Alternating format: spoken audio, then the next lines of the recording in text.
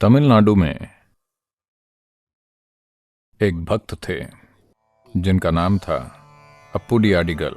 क्योंकि वो शिव को सीधे नहीं जानते थे, इसलिए उन्होंने शिव के एक भक्त की पूजा करनी शुरू कर दी, तिरुनावुकरसर, जो शिव के एक बहुत बड़े भक्त थे।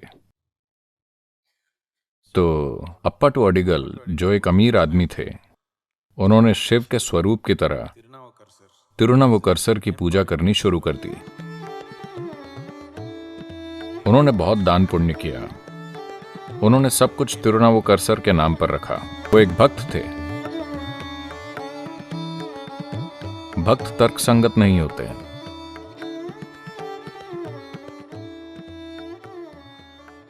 तो एक दिन माथे पर विभूति लगाए एक आदमी आया जो एक शिव भक्त जैसा दिखता था।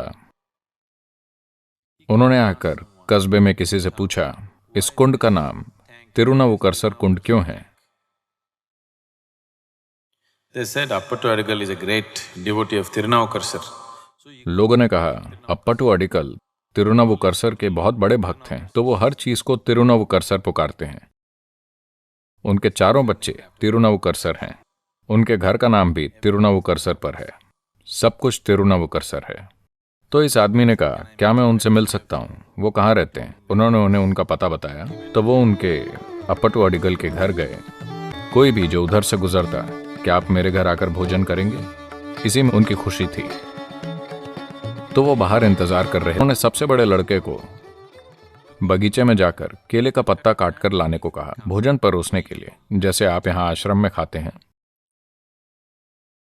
लड़का केले का पत्ता लाने बाहर गया और जब उसने कोमल पत्ते को खोला, जो अभी भी गोल मुड़ा हुआ था, अगर कोई महत्वपूर्ण अतिथि आए तो वो खुले पत्ते में खाना नहीं परोसते। वो ऐसा पत्ता चाहते हैं जो अभी भी मुड़ा हुआ हो।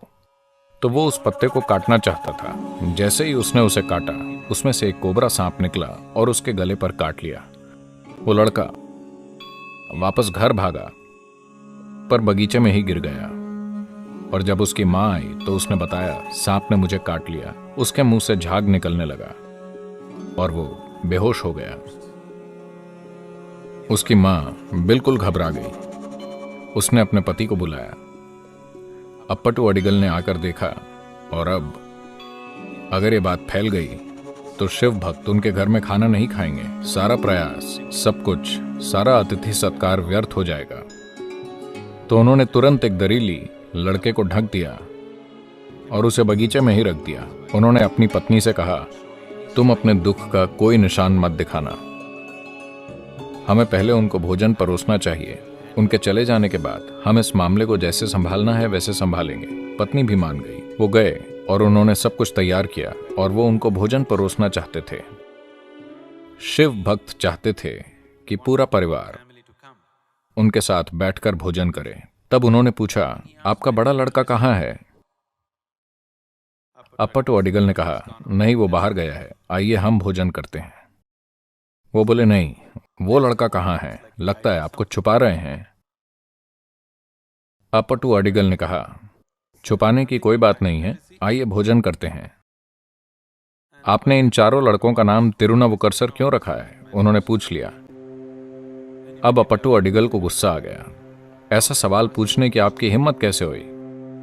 क्या आपको पता है तिरुनावुकरसर कौन है? वो शिव का स्वरूप है। आप इस तरह बात नहीं कर सकते। तब उस आदमी ने कहा, मैं ही तिरुनावुकरसर हूं। वो उनके चरणों में गिर गए। तब तिरुनावुकरसर ने पूछा, आपके बेटे को क्या हुआ? तब अडिगल ने कहा, उसे सांप ने काट लिया था, पर मैं अतिथि सत्कार में कोई बाधा नहीं चाहता था। हम चाहते थे कि आप अच्छे से खाकर जाएं। ये चीज अडिगल के ये जानने से पहले हुई कि वो कोई राह चलते भक्त न होकर तिरुनावुकरसर ही हैं। तब तिरुनावुकरसर ने कहा, आप ऐसा न करें, उस लड़के को यहां लाइए। एक खास सिद्धि का प्रयोग करके उन्होंने लड़के को जहर से मुक्त किया और उसे फिर जीवित कर दिया। उनको आशीर्वाद दिया और चले गए। ये अलग तरह के लोग हैं। ये बिल्कुल अलग तरह के लोग हैं। इनका इस दुनिया से वास्ता नहीं है। उनका बस एक पांव इस दुनिया में है। उनके तरीके और उनके जीने के तरीके, जिस ताकत के साथ वो जिए, वो पूरी तरह दूसरी दुनिया